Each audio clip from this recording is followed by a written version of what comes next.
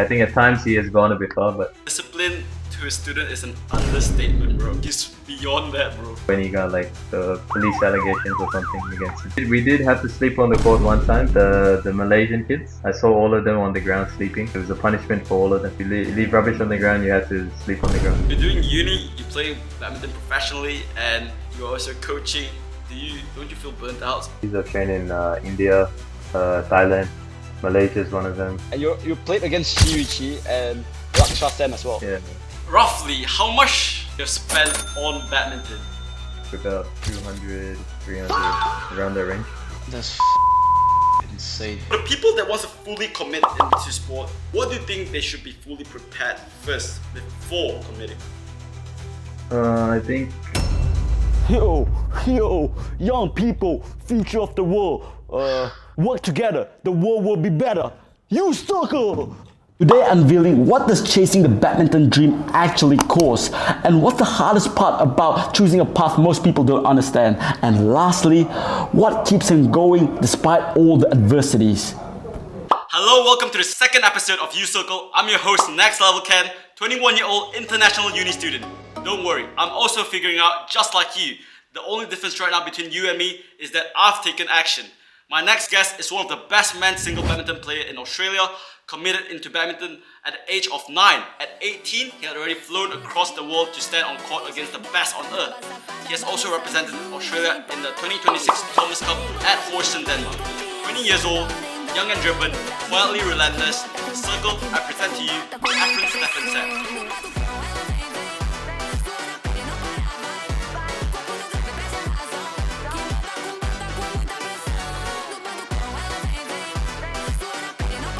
Nice to meet you, bro. yeah, nice to meet you too.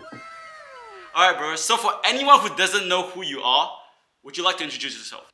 I think yeah, you summed up my age. I'm 20 years old. I've been playing badminton since I was about I think 9. So initially my dad played some socials. I used to just play on the side and have a hit on the side court. Then I think after that I started doing some training. Got into badminton from there. Didn't really like it at that time because I was kind of forced into it. But eventually, at some point, I enjoyed training, enjoyed competing, and then started to play a bit more and get better. And eventually got me to where I am. So you started at 9 and then you're from Kerala, India, right? Yes, that's right. At what age did you move to Australia? I believe I moved when I was 8 years old. Because you play badminton competitively, professionally, but a lot of people don't know what you are like. What's competitive badminton like? Would you like to tell to the audience like what is competitive badminton? I think badminton is like the fastest racket sport in the world, so it has a lot of like stuff to do with reaction, your timing, your footwork. I think a lot of people, like especially in Australia, they think of it as like a backyard sport, like something where it's just like hitting the shuttle over the net. But there's a lot more to it, like a lot of the tactical side, endurance side, and I think you have to be very like physically fit and very mentally smart. Choose the right shot choices. It's a little bit like chess at the same time. And then you were saying that you played badminton just for fun, and then you were just playing at the side row with your dad. And then when did you actually get serious about it? I think the turning point was in 2020. So I think for those who don't know, my dad runs a badminton court in Brisbane. It's called Sam's Indoor Sports Arena, and then it's located in Nanda, about 10 minutes from the city. So I think from that point on, since I got access to the court more, I was training a lot more, like maybe 5 to 6 times a week, and then I think that point really shifted my badminton journey a lot. All right, and then like run me as a professional badminton player. How's your schedule like right now, bro? Run me like your normal Mondays and a normal weekend. How does it look like?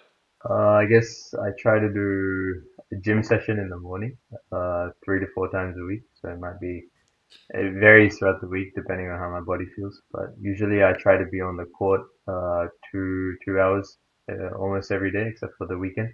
Because on the weekend I do a little bit of coaching. So Monday to Friday, try to be on the court 2 hours, and then gym 3 to 4 times a week. So you yourself train 2 hours per day almost every day, and then you go gym in the morning and for every Yep. weekday. But you also coach people at the weekend. Yes, How that's are right. you? How are you not like? Why do you need to coach people when you are training professionally yourself? I think I just Are do it you for trying fun. to Just, earn like? just a bit. I mean, yeah, I do try to earn my own income just a bit, and then I also like enjoy coaching. It's a bit. I think it's a good feeling to help others and then help them reach their goals. Wait, so you are also helping the next generation already to reach their badminton dreams? Yep, I have a few students who are part of the Queensland state team, and I guess who can be considered up and coming. So Wow. How? Okay, so you're doing uni, you're playing badminton professionally, and you're also coaching. Don't you feel burnt out? yes, a lot of the time I do. So do you train? Do you go overseas and train, or do you only train in Malaysia? In Australia. I've trained in a few countries overseas. I've trained in India, Thailand, Malaysia is one of them. Yeah, I think I Okay. usually go between those three countries. And where, like, but most of the time you're still training in Australia, right? You're based in Australia. Yes, that's right. So what's the hardest part of choosing a path most of your peers don't understand? I would say it's just like the funding and the support behind badminton, especially in Australia, because it's quite uh, like obviously a lot of people still don't even know what badminton is. And then the support behind it, the funding behind it. Most of the players, especially in the national team, I know are self-funded and are going to tournaments by raising money on their own. So I think that's the hardest part. Are you self-funded fully? Yeah. Currently, at the moment, I'm self-funded. Does this situation applies to all Australian professional players? I think it applies to I think like 95% of the players that I know. Maybe like two or three. I'm sure get a bit of funding because their level's a bit higher. Wait, so let me ask you this, bro. You say you're fully funded, so it means that every day the 2 hour coaching, the gym session, the traveling cost, and the registration fee for tournament, it's all paid by yourself. You don't have a sponsor. No, not at the moment. I don't have a sponsor. But for the training and like off court stuff, I have my dad. Obviously, he owns the court, so I can just train whenever I want. But when I go off to tournaments, like let's say Malaysia International Challenge, like if I go there, I have to pay the flights, the accommodation, the entry fee. All of that's covered by my father and dad. That's actually quite a lot of money. And then let's say if you win a tournament, like what's the price normally? Have you won any of these 11 tournaments? I have one competition. I think obviously the level we play varies, so the prize money is also a bit different. I think the one that I won was men's doubles in South Africa International, and that's considered a future series level tournament. So I think that's the lowest international grade you can play. And that one I think we got about 900 USD or something around there. All right, but do you think that 900 was enough to cover you? It wasn't enough as well, right? To cover the whole thing. Uh, yeah, definitely not enough. But with those wins, it does come like a bit of like it does help with trying to get sponsors when we apply. So I'm kind of at the stage where I can try to apply for sponsors and see what happens. Have you tried to apply for any? I've made a document like a couple weeks ago, and then we have started sending it up, and we're talking with a couple people, but we'll see. Yeah. Perfect. Like, would you wish like what kind? Okay, which company do you wish that it will sponsor you, or it will sponsor you? Don't really have a specific company, but any company works, I guess. Like anything Any, that can help out. any.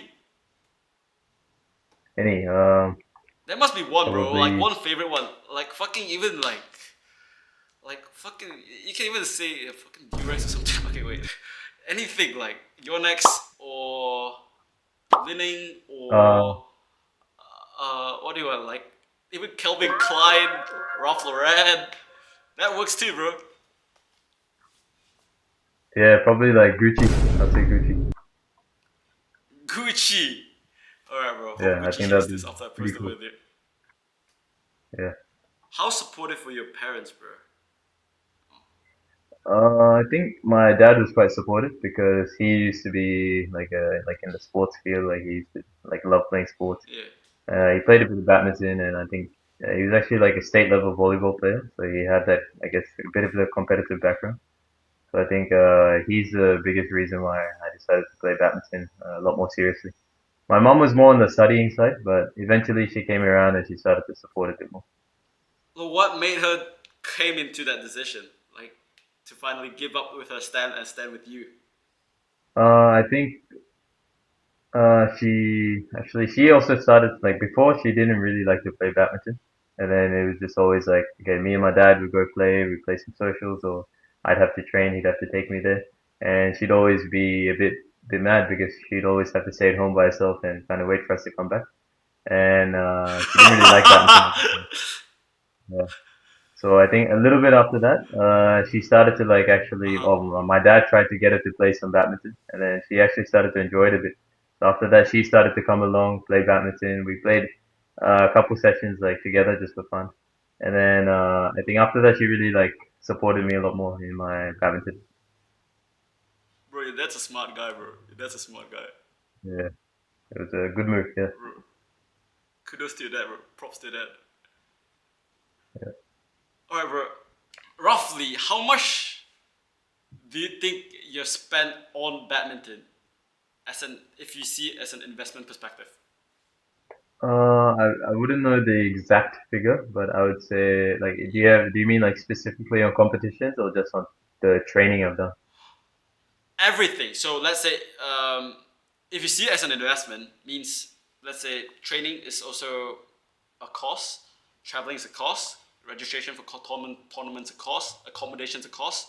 All of that sum up together since the beginning of your career when you start taking seriously. How much do you think you have spent? I would say close to about 200, 300, like, okay, around that range. That is uh, that's fucking insane, bro. 200k is a lot, bro. And you are fully funded by fully self-funded. Yeah, by my dad. I would say this is from like the age of 9, so not too sure how many years that builds up, but it does build up over a while. Bro, age of 9 is still a lot. 200k is a lot, bro. But Mm. Uh, yeah, not certain about it, but I'm assuming it should be around that area, including like all the flights and everything. and you spend 200, that's a lot. Alright, bro. I want to ask you something on court. So you play a sport, you play badminton where you're a single player. You're alone on your court and there's no one behind you. So at most it's just a coach. And how do you reset your mental, like your psychologically when you're in a game to become better, like to fight back and to be more better on court? I think the psychological side is like it has a lot to do with like your training and like your confidence because it's for me it's very similar to like doing exams. So if you go into the exam like with good confidence, probably because of your preparation, you have faith that your preparation was good so that you can do well in the exam. So I think it's the same for the badminton. Like if I can prepare well, like I have a good off competition training block and have that confidence to go into the competition. I think I play a lot better and I'm feeling more fit, feeling more confident with my execution, shot execution, and yeah, everything else. What do you tell yourself on court when you're slipping away, like you're losing points? What do you tell yourself? I think I just try to keep myself calm most of the time, but I usually tell myself like, okay, come on, like I can still do this, like in my head, especially when it Come on, feels Ephraim. like the momentum's like going to the opponent. Like I think that Yeah. helps quite a bit, just saying that to yourself. Like, come on, Ephraim, you can do this. Like, you can do this. Is that what you say? Like, you can do this. You can do this. Yeah, pretty much. Okay. All right. All right. All right, bro. If I were to start from zero to become a professional badminton player, how would you like me to do this? I think you start with like your age. I'd say like 6 is a pretty good age to start because if you can start that young, Six. you Damn. can. Okay. Yeah, around 6 or maybe 7, like you can start to develop like the hand and eye coordination. Like you don't have to be hitting the shuttle, but when you try, I Right. guess the coordination comes. And then I'd start Okay. like probably around that age is like when you just start to get into the sport, so you want to like enjoy it first. So as like maybe a parent or even like the kid himself, I wouldn't like get them to do serious training. It would just be like maybe once or twice a week, just getting used to the sport, having fun with a bigger group. And then once you start to see the potential, or if you see potential and want to invest more in your kid, then you can probably ramp up the training, maybe 4 or 5 times a week, and yeah, just go on from there. And then how can I make my way into the nationals team? Well, cause everyone tries to get into the nationals team. Everyone wants to be the best. How can I make my way there? I think like at the end of the day, in like juniors, it's a lot to do with like physical strength because especially in like under 15s, under 17s, I'd say it's like whoever can hit puberty first and also does the same training, usually comes out on top because like there's some under 15 kids who are like 6 foot tall and they're massive. So I think they are usually the ones who do the best in the national comps. But I think for the transition from junior to senior is actually quite big. I think that's what most young athletes struggle with. But I was lucky enough to do that transition quite quick. But I know there's a lot of players who are falling a bit behind on that aspect. Well, that's perfect, bro. You've break off. You went through it, and then right now you've represented for Australia in Thomas Cup, and you played against Shi Yuqi and Laksha Sen as well. Yeah, That's fucking good, bro. thank you. All right, bro. Let me ask you this. So you've been to like so many places to train. Which, with your experience, which country has the best training environment? I'd say it's all like different in their own aspect. Like for example, when I trained in India, they focus a lot more like on like the physical side of it, like really focusing on trying to get better like endurance and all that. They do like very similar hours to I think Thailand and Malaysia, like quite similar. Maybe not Thailand because I think when I trained in Thailand it was like 4 hours per day. India at the academy I went to was like 6 hours because they do three sessions. One around like 5:30 a.m. For 2 hours, and then there's another one in like afternoon, like 12 p.m., 1 p.m., and the last one is around like 5 to 7. I think Malaysia is more like focus on like technique correction and a lot of routines. Like we do 2 versus 1, 1 versus 1, like those type of things. But I think the best culture and training I enjoyed was probably in Malaysia. Which academy? I'd say KUBC and the Sport Affair. They were both quite good. Did you stay in KUBC's accommodation or did you live in your own Airbnb at that time? Unfortunately, I had to stay in KUBC's accommodation, and it was not the best. Bro, that's not, bro. Calling that place an accommodation is also an understatement, bro. Like, bro, overstatement, my bad. Yeah. Bro, that is not for people to live, bro. Did you get to sleep on the court? I did. We did have to sleep on the court one time because I think one of the kids left the rubbish there. Sorry. No, no, no. We didn't have to sleep on the court, but the Malaysian kids, I saw all of them on the ground sleeping before the training session. I think it was for like 4 or 5 days because it was a punishment for all of them. If you leave rubbish on the ground, you had to sleep on the ground. Bro, our afternoon nap. So, I mean, because I was the Malaysian kids, okay? I need to wake up at 6 a.m., train 7 to 9, and then 7 to 9 after that, grab breakfast, whatever.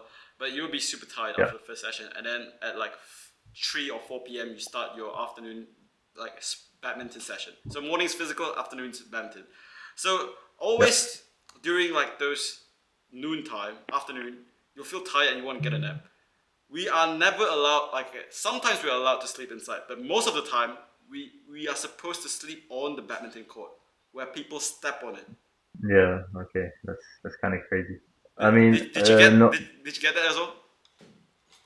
no. We never got that. I think if you're from a different country, the coach is a lot more lenient towards you. Like yeah, so they're a lot more like lenient, and they don't really treat you the same as the Malaysian players. Maybe because they don't know you enough, I guess. So you said Malaysia has overall best for you. Have you thought of going there to train permanently for your badminton career? I've definitely thought about it, but uh, I think at the end of the day, like it does matter where you train. But also if you have a pretty good setup in your own kind of country, then it also does the job quite well. I think for me, I have pretty much everything in Queensland. Like I have the gym facilities I need, the court whenever I want it. Like you can access it whenever I want. I guess the only thing I'm really missing is the sparring, like the high level intensity matches. So, but I think yeah, it's not like you have to train at the best country to become the best player. There are a lot of players who have their own setup and have made it. Like for example, I think Carolina Marin, she's not from a very badminton prominent country, but she did quite well. Yep. So even France is starting to pick up. Nat Nguyen from Ireland. Yep. There's a lot of players out there who probably have a really good setup at home. All right, perfect. Bro, give me three must-have criterias for an athlete, badminton player to succeed. For the men's singles, right? Yep. I'd say number one is like the fitness and the endurance aspect because nowadays like some matches can go to like an hour 30 minutes somewhere around that. So it's like you have to be really fit. A lot of the players are moving a lot faster on the court nowadays, so you have to match the speed each rally, and that takes a lot of energy as well. I'd say another aspect is probably the strength side. Like you have to be quite explosive at the same time. Like if you play too slow, then you're under pressure every rally, and you probably can't win the point too easy. And I'd probably say the last aspect is uh, probably like your tactical side of your game. Like you have to be good at that. Like each player probably like if you look at the top players in the world right now, they don't all play the same. It's all like a very different style. So I think as a junior or even like around my age, like you have to develop your own style rather than trying to copy everyone else because they're all different. Like for example, I probably cannot play like Lee Zija because his wrist is too strong. I don't have his body, all of the above. So I'd have to develop my own style and kind of get good at that style to compete. I think even looking at someone like Victor Lai, like he's not a physical beast, but then he has a very unique style about him, and he's perfected that, or even like got really good at that, where he can compete against the best players. How about you? Like, what do you think from you that makes you stand out and being at this stage? I think for me, I'm very like similar to like a counter attacking game. Like I don't have that crazy attack game where I can score the point from like net and smash. I think it's more like okay, play a bit of the rally, get the opponent moving a little bit, and then when I go for the kill, it's probably like when I see an opportunity. So I think yeah, the more counter attacking stuff.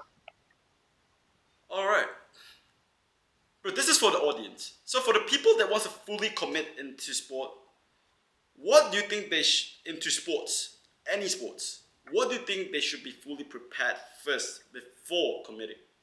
I think like if anybody wants to play the elite or the high level, you have to be ready to lose first because you can't just go into elite sport and expect to be winning like completely because there's so many players out there and it's just a whole nother like ballpark compared to like I guess national level.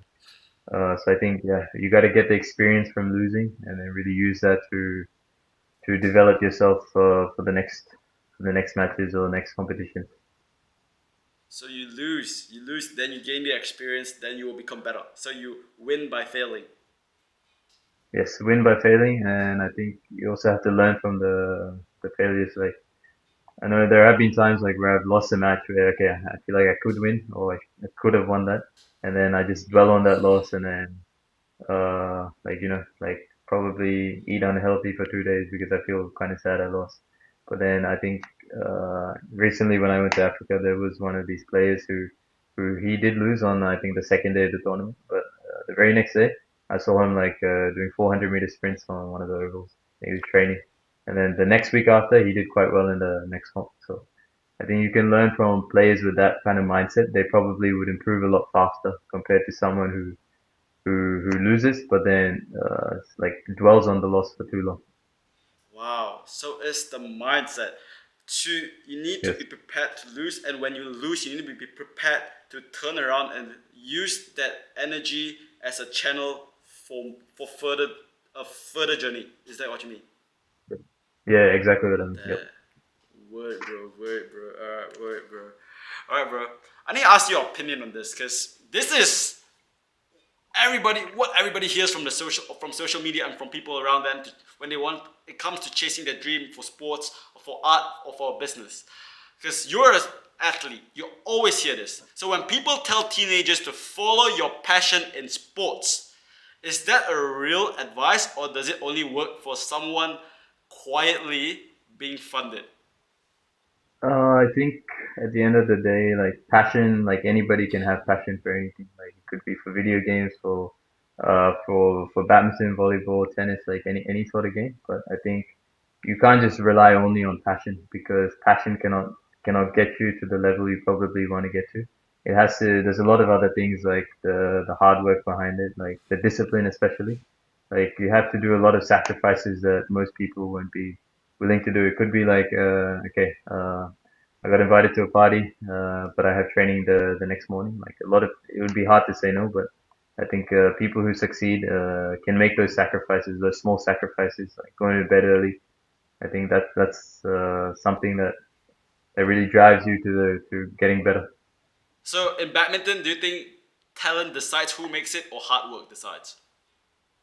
I think talent for a short period can get you somewhere, but in the long run, hard work is probably something that plays a more important factor because like talent in Australia, like especially for badminton, you can get quite good with talent for a short duration, but like I said, like transitioning from under 17 to under 19 or under 19 to seniors, like it takes a lot more than talent because there are people who would be probably training more than you, putting in more work than you, or making more sacrifices than you. Perfect. All right, I'll move on. Okay, thank you. Now it's about your journey, bro. If everything goes right, where do you see yourself in 5 years? I guess I haven't really looked that far ahead, like 5 years ahead. But Oh yeah, I would three say years, like 3 years. 3 years. Probably I want to get my ranking up a bit. I think it's 168 at the moment, so I probably want to get there to under top 50. So that's my long-term goal. So if I can get to a ranking within the top 50, then I'll be quite happy with that. Because from like a ranking perspective, once you're under like even top 100, you can start to get a good amount of funding. Like if you look into the right places. So I guess for this year, that's kind of my goal. Like end of this year, I do really hope to try and make top 100 in the ranking. Let's come to this, bro. When did you come closest to giving up? Like stopping badminton. Yep. Have you ever thought about that? Yeah, a couple times, but I think the closest was probably in 2023. I think end of 2023. Because at that 2023. time, yeah. So I think at that time I was playing the under 19 nationals, and Okay. I did okay. I got to the semi-final for doubles, semi-final for singles, and usually at the end of the year they have this competition called the World Junior Championships. So that's like pretty much World Championships, but for junior level. So Juniors. it's Yeah. a team, yeah, so it's a team event. So I think at the time there was five boys and like five girls picked. and it was my last year of under 19. So after that year, I'd be going to transition to seniors. I think in that year I didn't make the team, and I was a bit upset about that.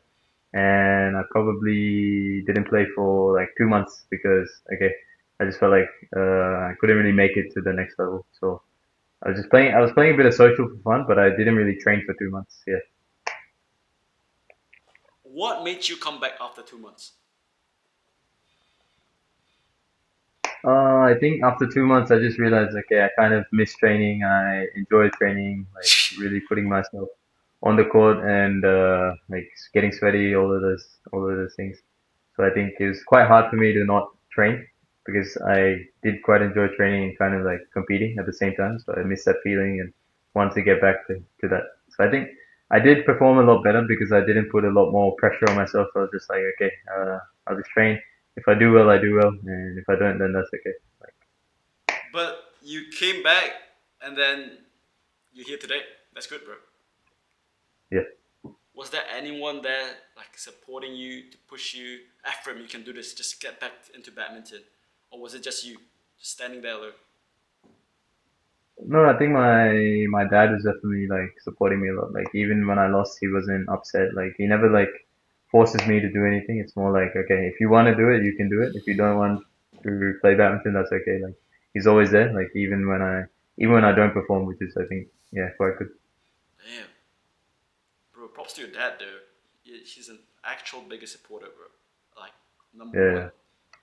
So you took a gap year to fully focus on badminton, and you throughout this show, you keep on telling me that one of the hardest part continuing as a badminton player and being a badminton player is funds. You don't have funds. Like like it's really hard to not continue, and you spent 200 to 300 grand just on badminton, and it's not easy to continue if you don't have funds. And I came across your Yep. GoFundMe, and I saw that you're asking for 12 grand for your essential expenses. Tell me more about like what do these fees cover? Uh, for the 12 grand. Yep, so 12 grand. Yeah. I think it was mainly for some competitions. Like in at that time, I went to Africa and a couple in India. I'm pretty sure. So I was just trying to cover the expenses for that. I think it was 3 or 4 competitions, like which equated to about yeah 12 grand, 13 grand, around that range. So I was trying to get some money for that because I wasn't really asking my dad much. It was more trying to fund myself at that time. So you're trying to flap on your own wings right now. All right, bro. Now, right now, I want you to pick a letter from the 26 alphabet. Probably C. C. All right. To the circle, this is for you all. Send this video to a friend that starts with the letter C, and he needs to donate Ephraim at least $10 on his GoFundMe. I'll put him down at my YouTube description. And if he doesn't donate, he's fucking gay. He's gay, okay? He's fucking gay. You hear me? All right, $10 only. He can do that. Everyone can. What the fuck is just 1 mil? All right, because giving him this $10 is an opportunity to continue to chase his dreams. And I know that because I know that most people didn't choose to give up. They did not choose to give up, but they can't continue because of circumstances like this, which is lack of funds. So, bro, is there anything to tell to the audience to raise about this? Any thoughts about this? No, not really. I don't really have much to say. Oh, yeah, if that happens, yeah, I really want to thank you for your support. Yeah, it definitely means a lot, and yeah, I hope you get many blessings for that. All right, bro. Seeing another person win because of your action makes you happy, makes everyone happy. And Yeah. I'm going to end this with this question: what's one piece of advice you live by? I think for me recently it's been like time is like short. Like you don't always have that time with you, especially when you're younger. It flies by really quick. So I think making use of your time is very important. Like could be as simple as instead of doing your homework, like instead of sorry watching the movie, you do your homework, or instead of um, playing games on the PS5, you do that extra bit of training or some match analysis or something like that, like using your time a little bit more valuably to improve yourself. It could be as a person, as a badminton player, or anything. So it's to appreciate time and put your time to good use. Yes. Is there one quote that you live by, a one-liner? I think I really like this quote: "The sky is the limit," because it means that there's so much to explore. Like with whatever you do, like you can really try to. If you like put your mind to it, then you can really try and achieve it. Like I like that quote. Perfect. First of all, Ephraim, you are my second guest on this show, and I really appreciate Yeah. you coming up on here. I really appreciate like you have a busy schedule as well. You're supposed to be coaching today, right? Yeah, it's a weekend, and you took your time Yeah. off here talking to me and sharing your advice and experience. I really appreciate that. Once again, thank you so much. I appreciate what Yeah. you did It's today. good to meet you. Yeah, thank you. All right, bro. Thank you so much, and Okay. let's keep in touch. Hey, remember to buy your dad lunch, bro. Dinner or whatever. Okay. I will. Yeah. Okay. I'll see you later, man. Bye bye.